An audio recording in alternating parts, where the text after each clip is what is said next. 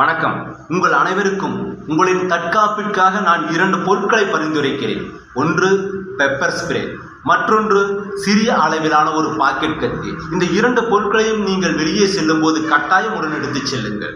நம்மை சுற்றியும் கொலை, கொள்ளை, போதை கலாச்சாரம், ஆபாச கலாச்சாரம், ஆயுத கலாச்சாரம் என்று நாளுக்கு நாள் பெருகிக் கொண்டே செல்கிறது.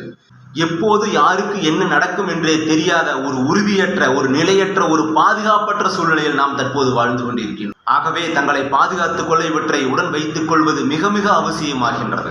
தனது உயிரையும் தனது குடும்பத்தாரின் உயிரையும் தனது உடைமைகளையும் பாதுகாத்துக் கொள்ளப்படும் போது செய்யப்படுகின்ற எதுவும் ஒரு குற்றமாகாது என்று இந்திய தண்டனை சட்டம் சொல்கின்றது.